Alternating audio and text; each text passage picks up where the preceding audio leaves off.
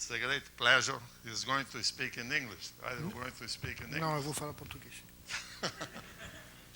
Ok. Então, é um prazer enorme apresentar o Etienne Gis para a conferência magna de hoje, a palestra magna. O Etienne é um amigo antigo do INPA, ele passou aqui 2 anos fazendo o serviço militar francês, entre aspas, aqui no INPA. Ele era muito jovem, já muito brilhante. Ainda sou? Ainda é. Os cabelos ligeiramente grisalhos, como o nosso. E ele é diretor de pesquisa do CNRS, tem uma influência muito grande na matemática francesa, a primeira linha da matemática na França. E ele trabalha na École Normale Supérieure de Lyon. E hoje vai nos brindar, certamente, com uma bela palestra, como sempre. Eu considero, ele já ouviu isso, mas eu não estou sozinho, o melhor divulgador, expositor de matemática de muito bom gosto que eu conheço há anos. Ele continua sendo o melhor. Então, ele hoje vai falar sobre a classificação, também entre aspas, dos fluxos de Anosov transitivos em dimensão 3. Entende? Muito obrigado, Jacob. Eu vou talvez começar explicando por que eu escolhi este assunto. Acontece que, como o Jacob falou, faz muito tempo que eu cheguei no Rio. Cheguei no Rio em 79, em setembro de 79. E pensando num título para essa palestra, eu descobri que, na verdade, desde esse tempo até hoje, tem um problema permanente na minha cabeça, que é a classificação dos fluxos de Anosov dimensão 3, que é uma história que demorou muito tempo, que ainda não acabou, e que realmente tem muitas ligações com o INPA. Então, o meu propósito hoje seria de dar uma palestra tipo survey, para explicar todos os desenvolvimentos desde 1979 até, digamos, hoje, porque tenho a sorte de ter um aluno, o nome dele é Pierre Deornois, que ele não resolveu uma conjectura minha, mas fez um progresso recentemente. Então, essa é a oportunidade para mim de falar de tudo isto. Na verdade, preparando esta palestra, eu descobri que, sabe, na França tem um cantor famoso que escreveu uma canção que usa como palavras unicamente os nomes das estações do metrô de Paris. Então, eu descobri que na minha folha aí, unicamente tem amigos do INPA. Então, o meu propósito, mais ou menos, vai dar um passeio desde 79 até hoje, explicando o que aconteceu, como que deu certo, como que não deu certo e onde vamos. Então, o negócio é o seguinte: eu quero entender fluxos de Anosov em dimensão 3. Eu vou lembrar rapidamente a definição. Você tem uma variedade de dimensão 3, compacta. Dentro dela você tem um campo de vetor não singular, X, gerando um fluxo φt. E a gente diz que X é um campo de Anosov, ou φt é um fluxo de Anosov, se existem duas direções, estáveis e instáveis, de dimensão 1, cada uma, que são invariantes pelo fluxo, ou mais precisamente pela diferencial do fluxo,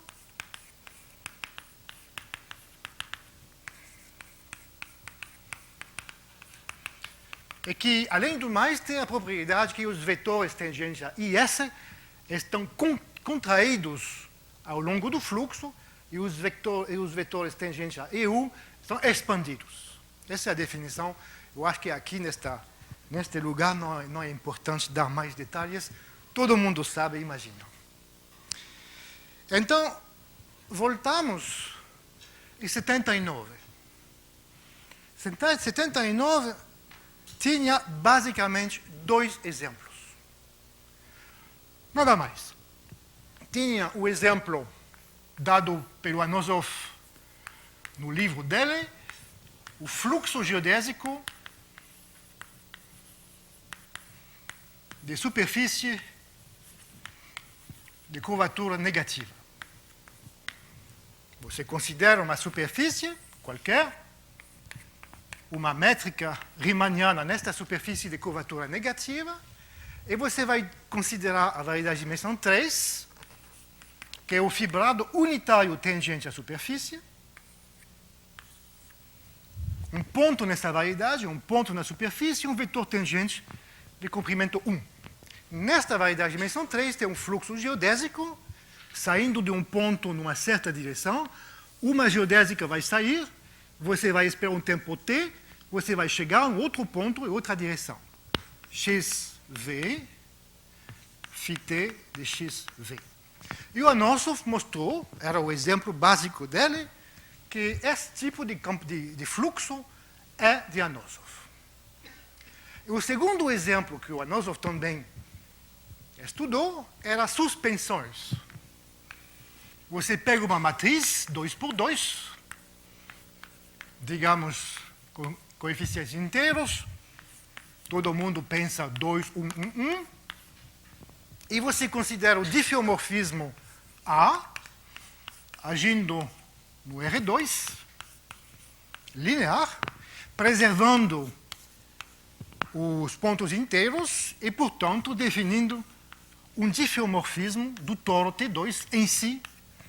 E se a matriz A for hiperbólica, significando que os autovalores são reais, acontece, reais é um maior que um, outro menor que um. Isto implica que tem aquela decomposição do fibrado tangente em dois subfibrados, um expandido, um contraído. Isso é um diffeomorfismo de dimensão 2, e a gente, como sempre, faz um fluxo φt agindo no produto T2 vezes 0,1, onde você identifica o ponto x, 0, com o ponto A de x, 1. Essa vai dar dimensão 3, possui um campo de vetor transversal às fibras T2, e a aplicação de primeiro retorno neste T2 é exatamente a A. Então, quando cheguei no IMPA, setembro de 79, eu só conhecia estes dois exemplos. E, realmente, a primeira conversa matemática que eu tive no IMPA foi com o Wellington. O Wellington me contou que Franks e Williams tinham achado um campo de Anosov diferente destes, que não somente era diferente, mas não era transitivo. Então, vou dizer assim, vamos dar a definição, um campo de Anosov chamado transitivo, se existe uma órbita densa.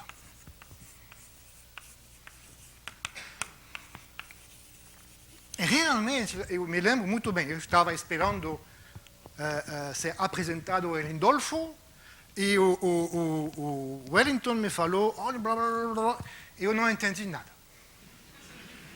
Ele me descreveu uma construção de um campo de vetor, que não era um dos dois, e além do mais, este exemplo do Franks e Williams era um contra-exemplo a um teorema de Alberto Verjovsky, my friend, meu amigo. E quando eu escrevi depois a Alberto, o Alberto ficou chateado porque nem o Franks, nem o Williams tiveram a delicadeza de escrever para o Wellington, para o Alberto, explicando que a tese dele estava furada. Bom, então isso foi assim. Bom, tinha um contra-exemplo, mas na verdade eu nunca gostei de coisas não transitivas.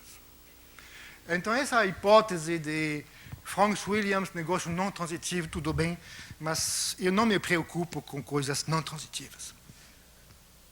Então, eu comecei a trabalhar no INPA tentando demonstrar, talvez, quem sabe, que estas duas famílias de exemplos poderiam ser os únicos exemplos. E a história começou bem. Eu demonstrei um teorema que eu gostei, e que até hoje gosto, que é o seguinte.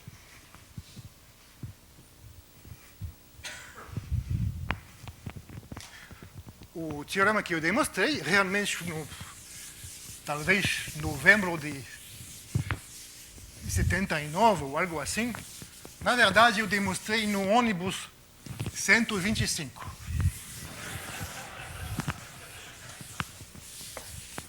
Não, brincadeira, é verdade. E o teorema é o seguinte. Vamos supor que você está procurando um fluxo de Anosov numa variedade desse estilo. Quer dizer, você sabe já a topologia da variedade. Então, a hipótese é a seguinte. Seja M uma variedade de dimensão 3, vou supor que ela é um fibrado por cima de uma superfície e que a fibra é um círculo. Essa é a hipótese.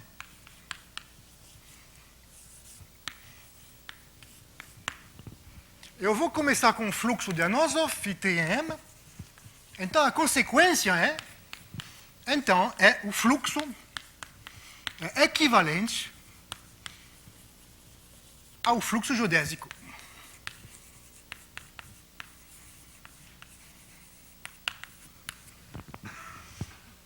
Bonito, não é?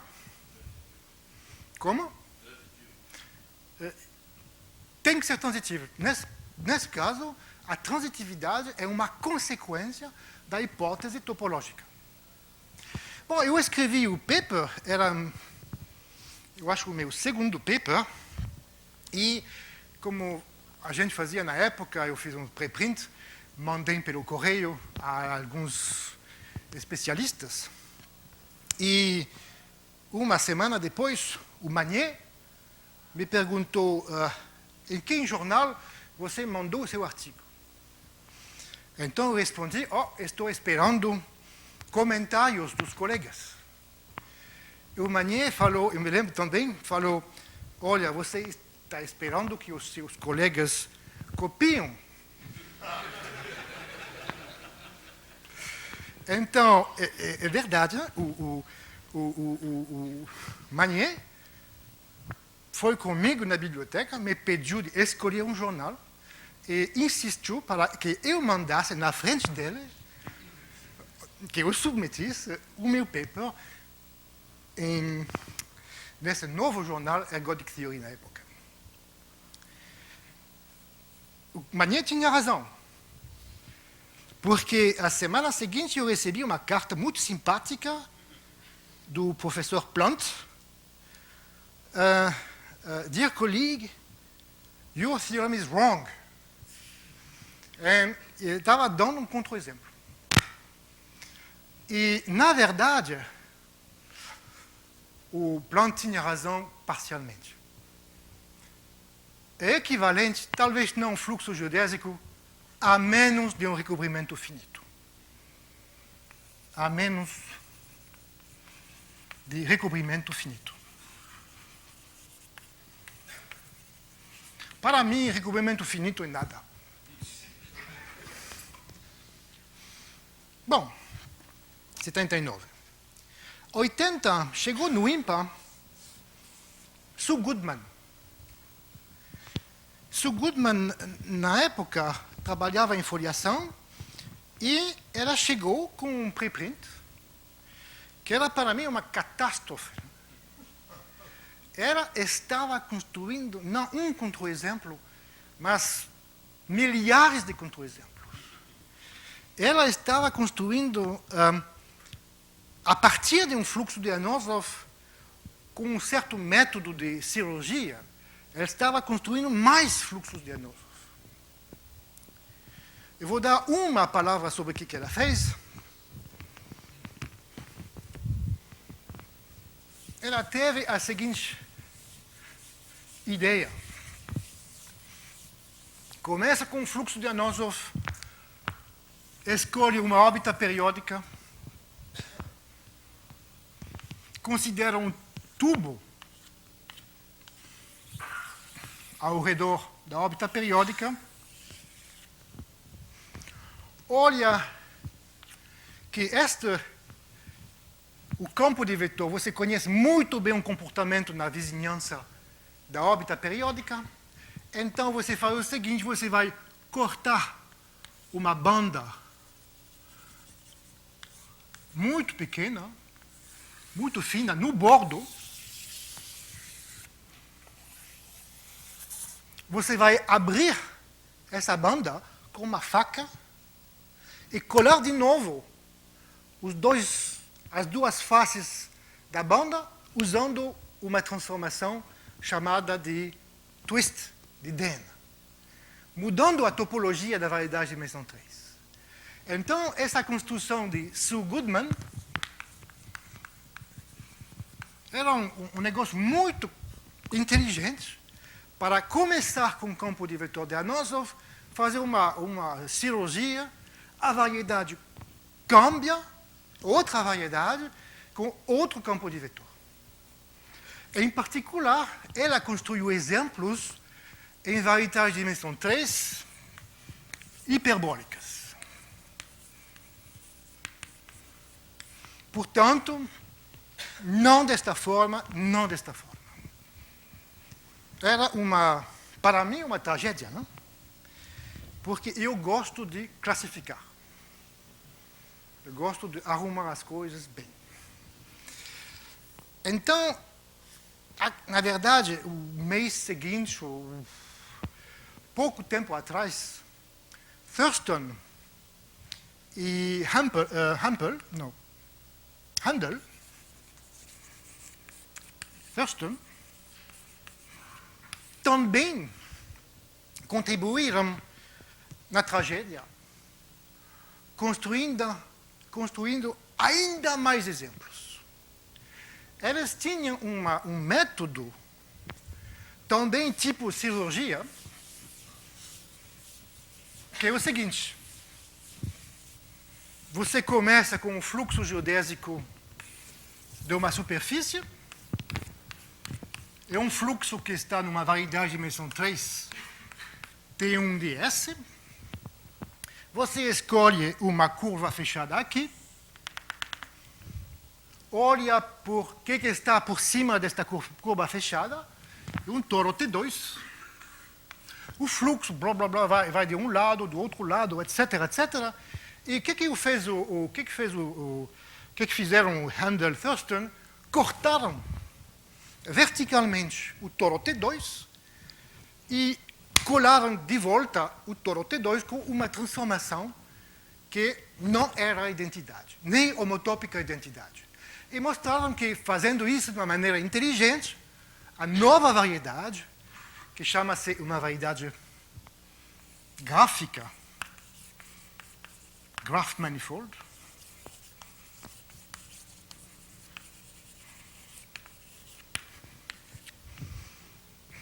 essa nova variedade também tem fluxo de Anosov.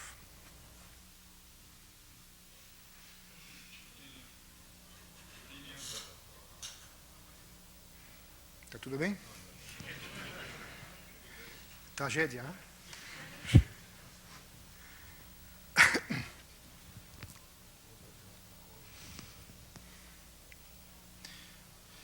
Bom, então, por volta do início dos anos 80, realmente era uma bagunça total. Ninguém entendia nada, tinha fluxos de Anosov, quase todas as variedades de dimensão 3, nem todas, porque por algumas das variedades de dimensão 3 dava para mostrar que não tinha. Ninguém entendia nada. Agora, eu falei para você, eu gosto de ordem e progresso. Então, o meu propósito hoje vai ser de explicar uma conjectura minha, que ainda é uma conjectura, mas que o Pierre de Hornoy resolveu parcialmente. A conjectura é a seguinte. Bom, eu vou dar uma versão fraca da conjectura e o resto da palestra consiste em explicar a conjectura. A conjectura é a seguinte. Conjectura.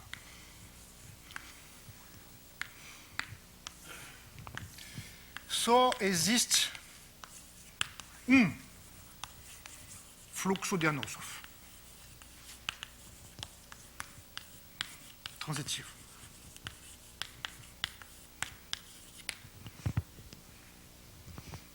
Claro que isso não faz sentido, porque eu acabo de falar que tem muitos. Só que vai ser A menos D. E aqui vou dar uma relação de equivalência que eu acho razoável e que, se a conjectura for verdade, eu acho que daria uma imagem bastante razoável do mundo dos fluxos de Anosov. Dimensão 3. É a única dimensão que eu conheço. 2, pouco também. Ok. Agora,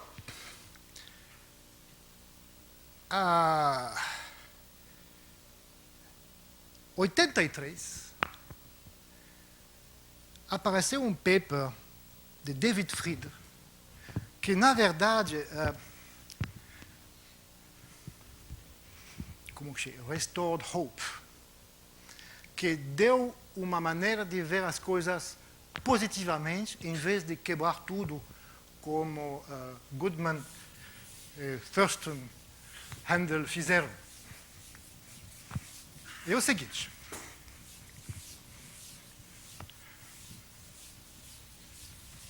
Fried demonstrou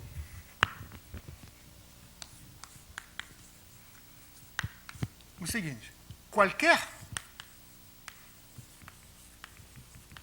fluxo de Anosov possui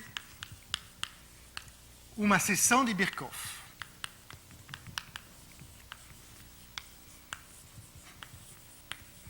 Qualquer fluxo de Anosov transitivo. Vou explicar o que isso significa. Eu vou explicar também porque, na verdade, já é um pouco um teorema de classificação, que dá alguma esperança de entender as coisas.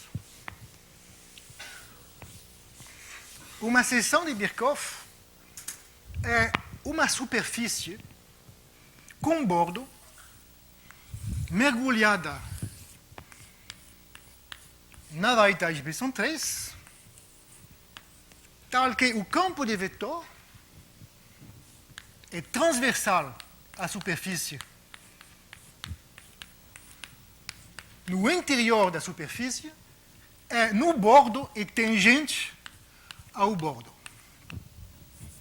O bordo pode ter duas componentes ou mais, se quiser. Se esse tipo de seção de Birkhoff existe, a gente fica muito feliz. E eu esqueci uma coisa, e que intersecta todas as órbitas.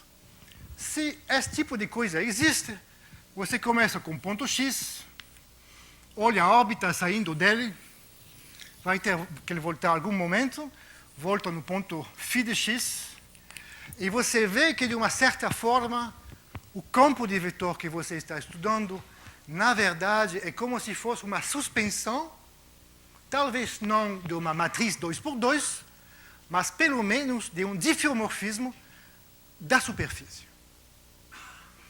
Então, esse teorema de Fried dava uma imagem razoável do mundo dos fluxos de Anosov. Todos são suspensões de Birkhoff de algum diffeomorfismo de uma superfície.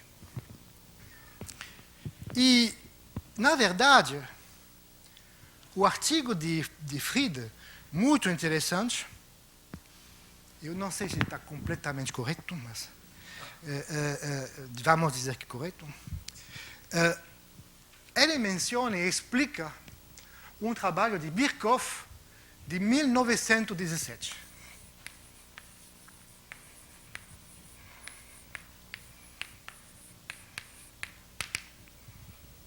O trabalho do Birkhoff, que eu vou tentar explicar agora, esse trabalho dá uma seção de Birkhoff no caso do fluxo geodésico de uma superfície com curvatura negativa. Eu vou explicar isso.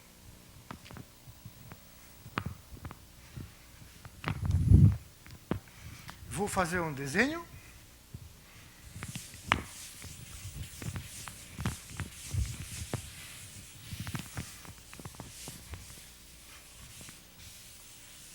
Aqui, uma superfície de gênero 2, com alguma métrica com curvatura negativa. Eu vou desenhar nesta superfície 6 geodésicas. 1,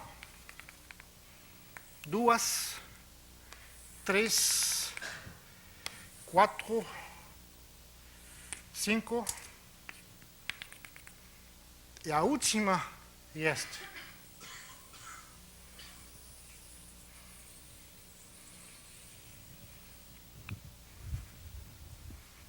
Ok. Na verdade, eu não desenhei 6 geodésicas, eu desenhei 12, porque cada uma delas tem 2 possíveis orientações.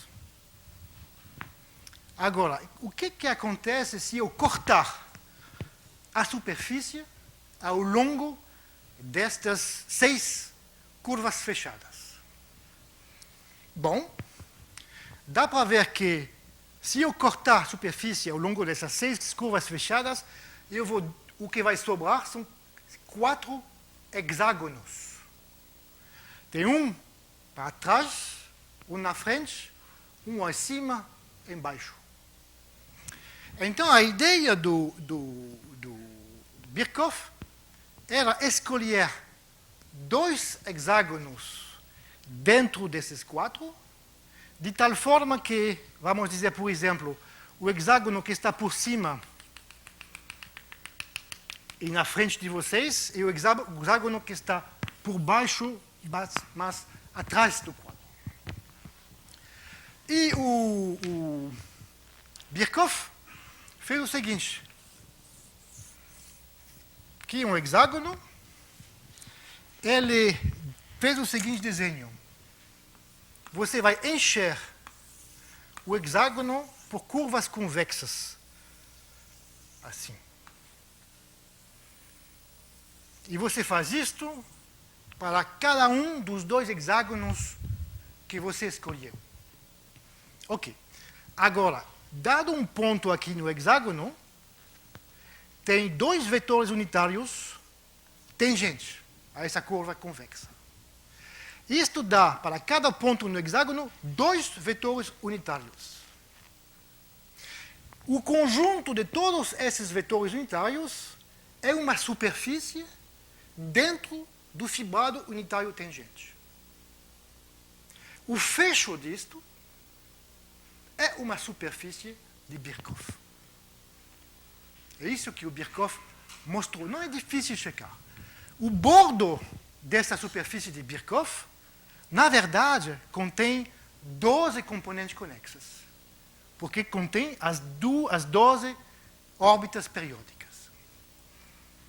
Fazendo as contas, calculando a característica de Euler, tudo isso, acontece que esta superfície de Birkhoff, construído construída pelo Birkhoff, acontece que essa superfície é homeomorfa a um toro T2 menos 12 discos.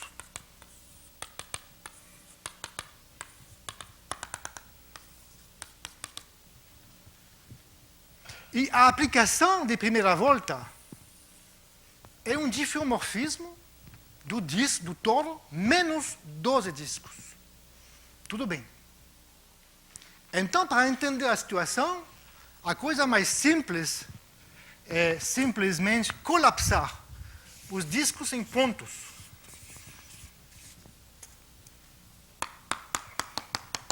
E, finalmente, o resultado do Birkhoff é o seguinte.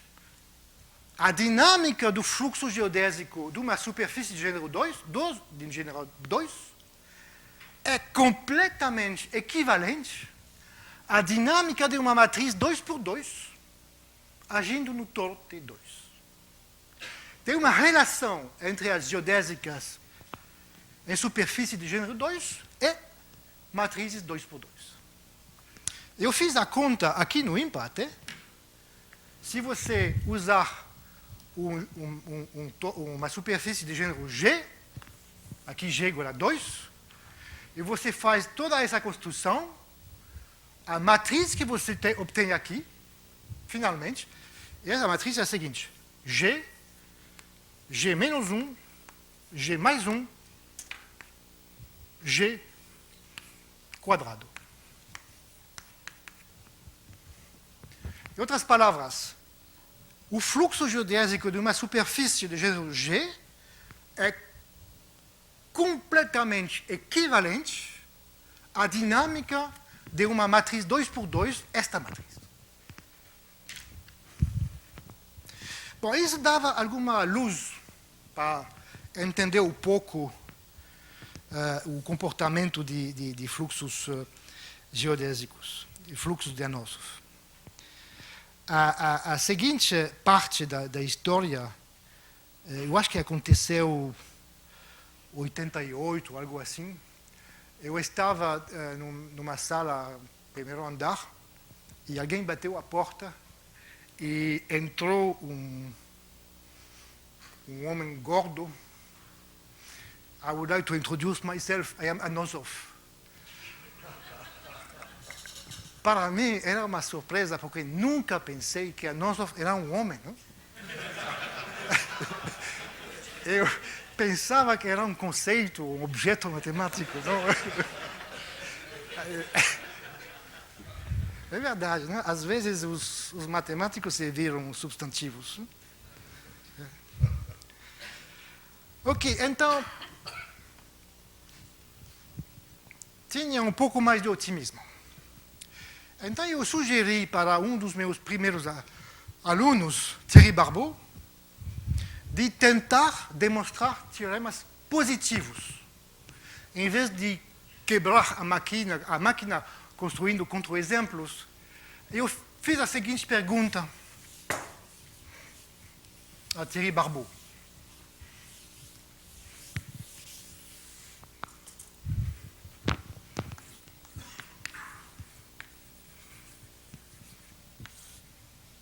Seja M3 uma variedade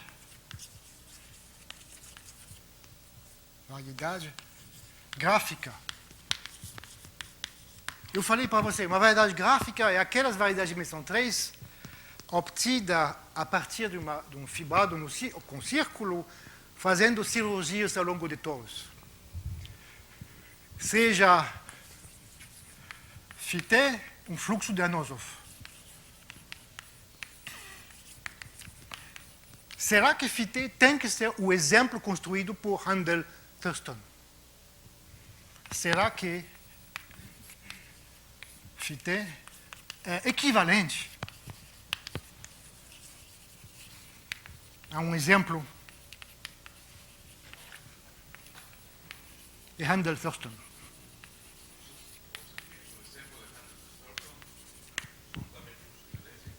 Como que?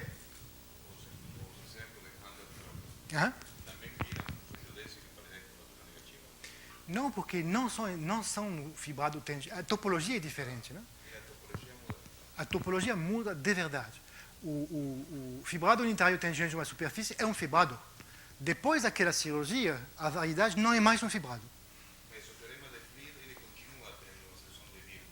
Continua tendo uma... Vai ter a mesma cara desse tipo? Claro que o teorema de Freed vale para qualquer fluxo de Anosov. Qualquer fluxo de Anosov. Tá, então se você pega o fluxo geodésico, Se vo... então continua sendo um fluxo nosso transitivo, então como muda o objeto? Completamente. É uma bagunça. Não, dimensão 3. Qualquer fluxo de Anosov transitivo dimensão 3 possui secção de Birkhoff. Tá bom? Ok. Tá claro? Agora, o Thierry, que estava aqui, também militar francês, não é? Eu acho que também foi militar francês. Um dos últimos militares. Né? O Thierry estava tentando trabalhar nesse assunto e ele parou na frente de uma pergunta bastante simples. Né? A pergunta do Thierry era a seguinte. Vamos supor que temos um fluxo de Anosov de dimensão 3, transitivo, e vamos supor que sabemos que existe um toro de dimensão 2 transversal ao campo. Será que isto implica que este toro de dimensão 2 é uma seção de verdade? Em outras palavras, será que isto implica que todas as órbitas têm que voltar? Ou será que seria possível que uma órbita saia daqui e nunca volta? Então, sendo sempre otimista, eu sugeri a Thierry que essa situação provavelmente era impossível. O Christian Bonatti passava por lá. Eu fiz a pergunta ao Christian e o Christian conversou com Rémy Langevin e o dia seguinte tinha um contra-exemplo. É realmente um objeto muito bonito. É um fluxo de Anosov numa variedade de dimensão 3. Lá no meio tem um toro T2, preserva o volume, transitivo. Tem um toro T2 no meio. As órbitas são transversais. Quase todas voltam pelo teorema de recorrência de Poincaré, mas algumas delas saem e não voltam. Esse exemplo de Christian e Rémy, eu achei um pouco complicado de entender. E quem entende bem foi o Marco Brunella. Marco Brunella, o ano seguinte, chegou e explicou um exemplo muito simples desse tipo de situação. O exemplo é o seguinte. O Marco escreveu um artigo muito bonito, como sempre, muito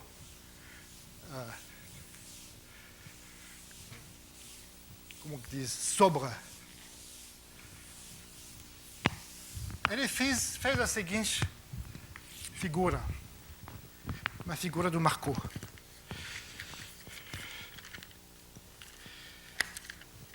Vamos pegar uma superfície de gênero 3.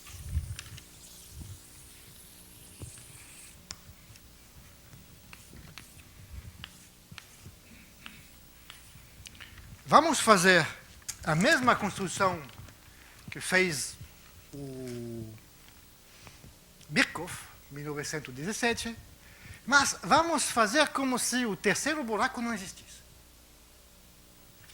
Quer dizer, vamos desenhar as seguintes geodésicas. 1, 2, 3,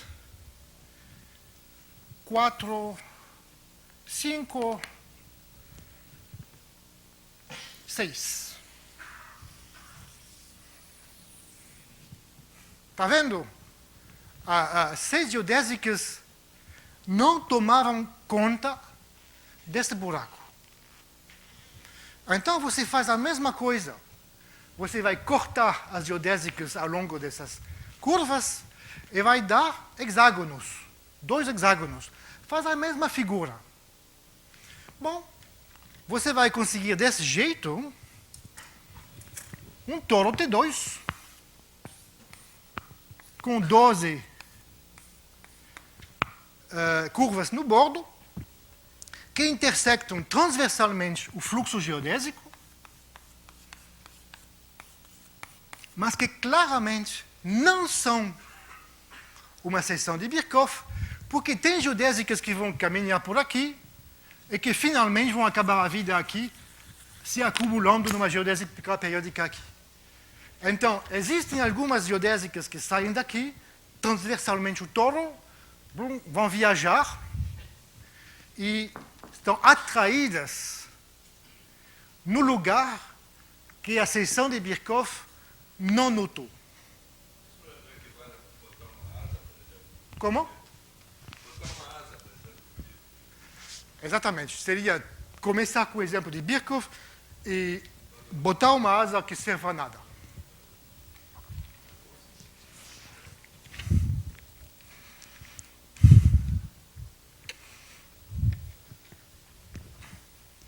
Bom, agora, o que vamos fazer na frente dessa multidão de exemplos?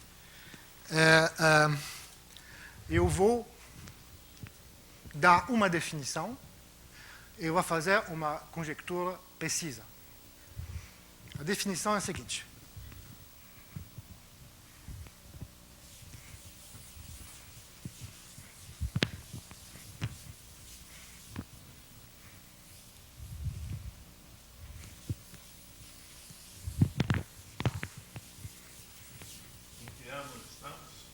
Como? Em que ano estamos? Estamos em 2000, mais ou menos, em 2000. Né? Mas a verdade é que vai ter uns 10 anos de sono. Definição. Seja φt um fluxo numa variedade M. φt1 numa variedade M, dimensão 3. φt2 um fluxo numa outra variedade M2. Eu vou dizer, por definição, que os dois fluxos são fracamente equivalentes. Se existe um número finito de órbitas periódicas do primeiro, órbitas periódicas do primeiro fluxo,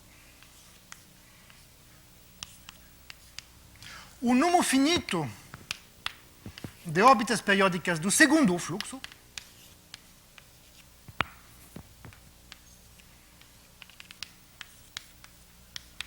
e um homeomorfismo dos complementares das órbitas periódicas, levando órbitas em órbitas.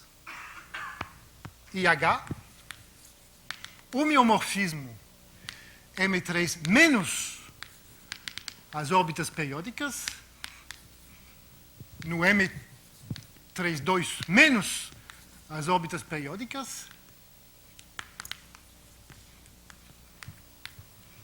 que é uma equivalência entre φt1 e φt2. Em outras palavras, dois fluxos são fracamente equivalentes se, uma vez que eu joguei fora o número finito de órbitas periódicas do primeiro e do segundo, os dois complementares viram homeomorfas e as dinâmicas nos complementares são equivalentes. Tem que ser o mesmo número por topologia. Em particular, tem o mesmo número. Então, essa é uma definição que eu acho razoável. Tem basicamente a mesma dinâmica fora de algumas órbitas periódicas. Eu vou complicar um pouquinho. Eu vou dizer que os fluxos são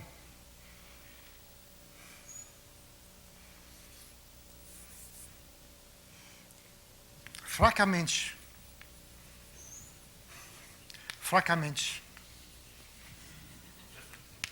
equivalentes. Se, só isso para pensar em pronto. Existem recobrimentos finitos de M1 e M2 que são fracamente equivalentes. Existe M1 tilde, M2 tilde, que são recobrimentos finitos de M1 e M2 que são fracamente equivalentes.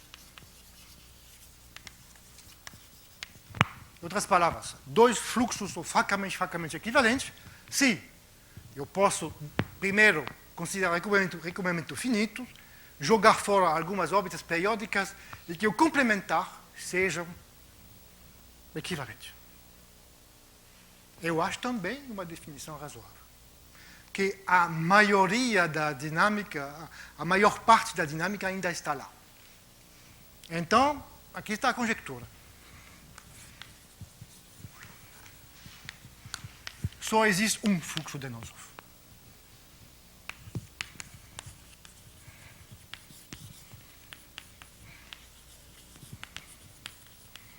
Transitivo. Só existe um fluxo de Denisov transitivo em dimensão 3. A menos daquela relação fracamente equivalente.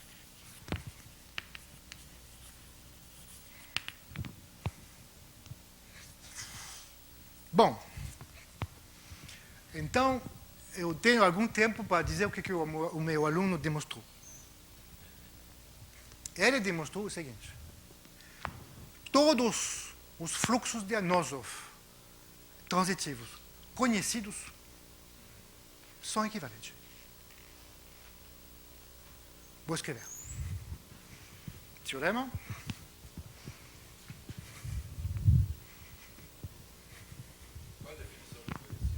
Como que é? Não entendi. A definição de conhecido. Ah, todos os fluxos de Denisov que eu mencionei hoje.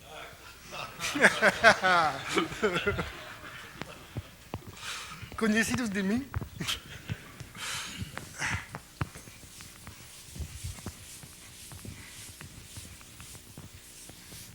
Teorema.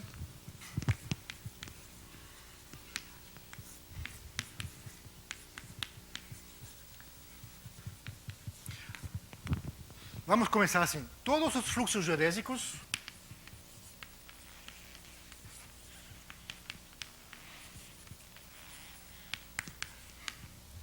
todas as suspensões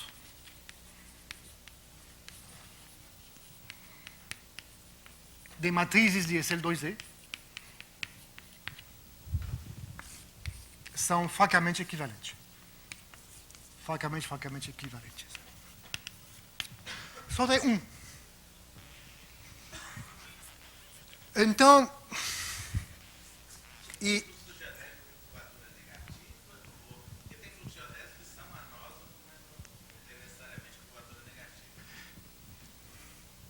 você não escutou o que eu falei. Eu demonstrei aqui, eu falei no início, que no fibrado unitário tangente de uma superfície só tem um fluxo de Denisov. Estava dormindo?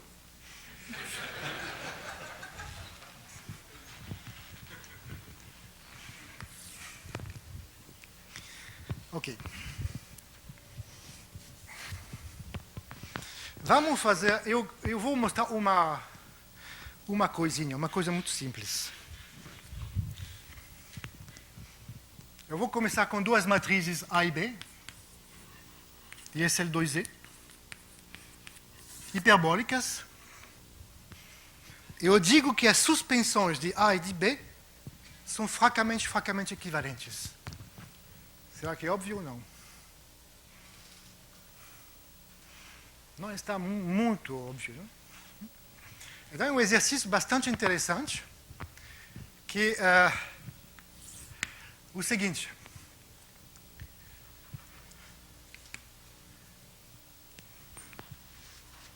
Estou olhando o relógio.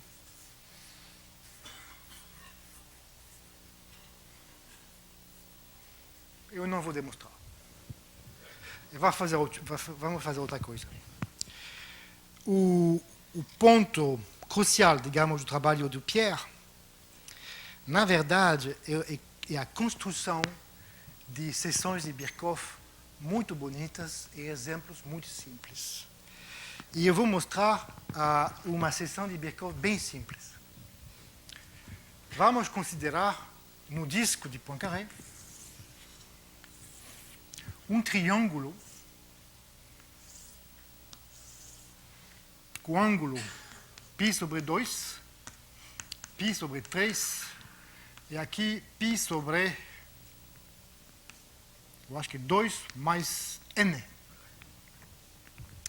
E vamos considerar, como sempre, o grupo de isometrias do disco de Poincaré gerado pelas reflexões relativas aos lados do triângulo. Um domínio fundamental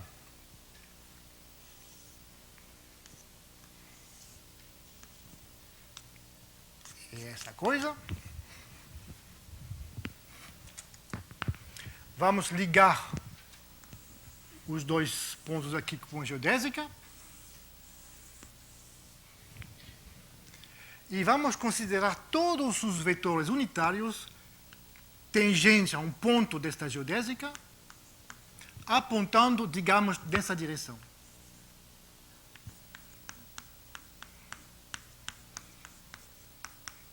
Esse é um negócio de dimensão 2. Tem um parâmetro ao longo da geodésica e um parâmetro para a direção da geodésica. E vamos considerar o fecho desta coisa.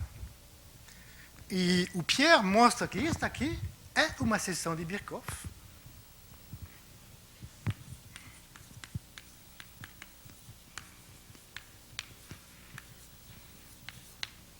No SL2R, módulo o grupo gerado por estas isometrias, 2, 3, 2 mais n, ele mostra que a topologia desta seção de Birkhoff é um toro, T2, menos alguns buracos.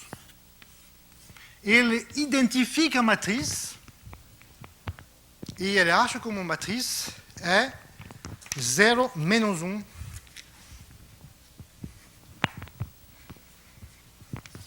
0, menos 1, n. Desculpa.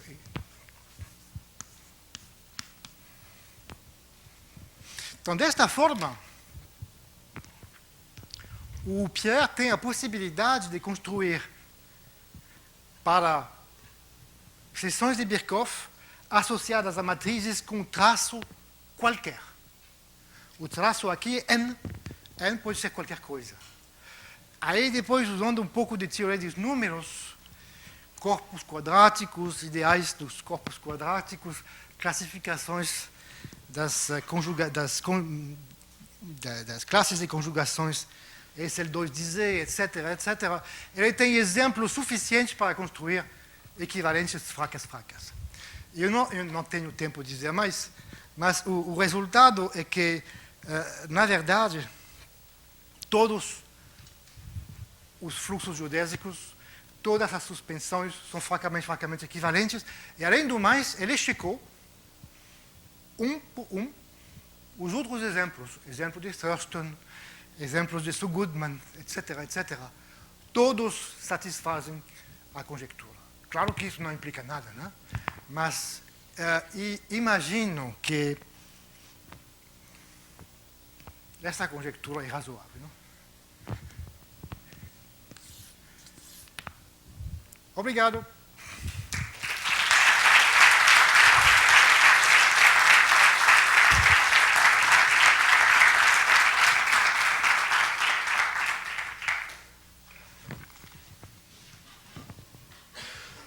Muito obrigado, Etienne.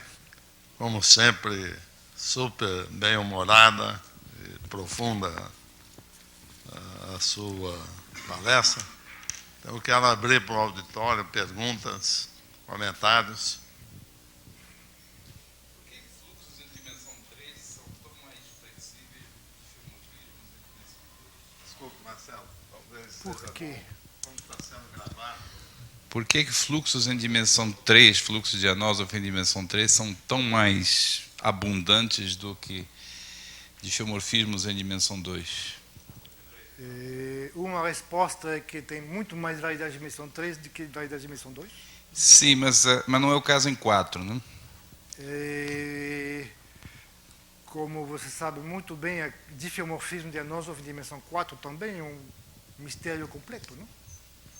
Ninguém sabe, né, quais são as variedades de dimensão 4 que têm diffeomorfismo de Anosov. Por exemplo, que eu saiba, ninguém sabe se poderia existir uma variedade de dimensão 4 simplesmente conexa, possuindo um diffeomorfismo de Anosov. Ninguém sabe.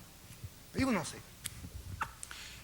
Eu quis dizer que diffeomorfismos em dimensão 3 de Anosov são muito menos do que fluxos.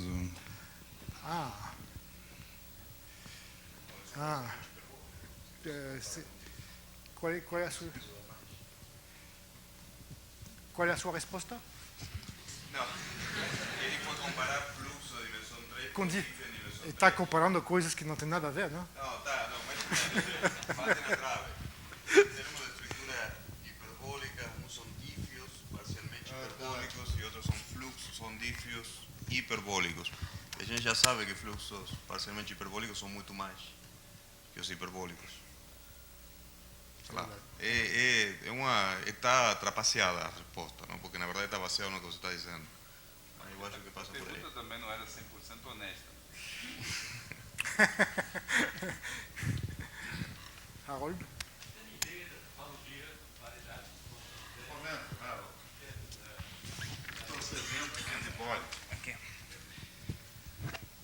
Tem ideia da topologia das variedades de dimensão 3 que tem em dimorfismo de Anosov? O fluxo de Anosov. É uma pergunta muito complicada. Faz muito tempo eu sonhava em responder a sua pergunta, né? Por exemplo, se não me engano, o segundo paper do Thurston vai nessa direção. Ele demonstrou, que hoje em dia é um negócio fácil, né? Ele demonstrou, o primeiro é com você, não? O primeiro artigo do Thurston. Ele demonstrou que se uma variedade de dimensão 3 possui um fluxo de Anosov, o grupo fundamental dela tem que ter crescimento exponencial. Por exemplo, não tem fluxo de Anosov na esfera S3, não tem fluxo de Anosov no toro T3, não tem fluxos de Anosov nas variedades nil variedades. Agora, essas variedades com grupo fundamental pequeno são poucas. Então, esse teorema de Thurston, na verdade, não vai muito longe. Para ter um fluxo de Anosov, pelo menos, você tem que ter uma foliação de codimensão 1 sem folha compacta. Aí sai Novikov, blá, blá, blá, blá, blá, blá, blá, blá. Eu não conheço muito mais condições necessárias para ter um fluxo de Anosov. Faz muito tempo eu sonhava que talvez uma variedade hiperbólica não podia possuir um fluxo de Anosov. Infelizmente, culpa da Sue Goodman, existe. Até hoje é um problema difícil também. Quais são as variedades de dimensão 3 que têm uma foliação de codimensão 1 sem folha compacta? Está completamente aberto.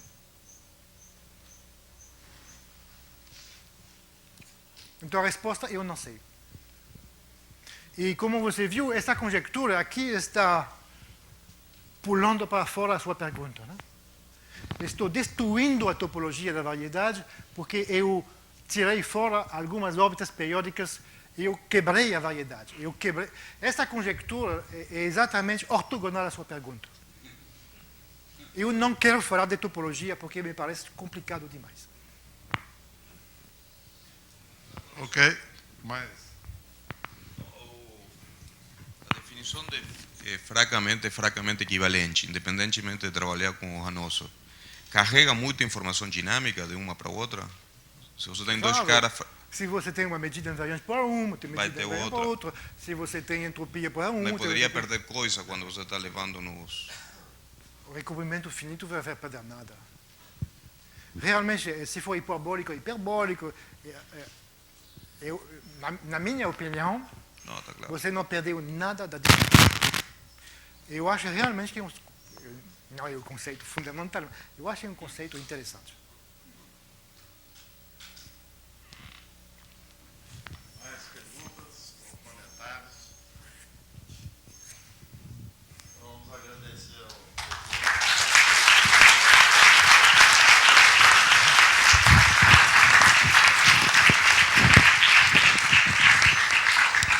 ao Etienne, volte sempre.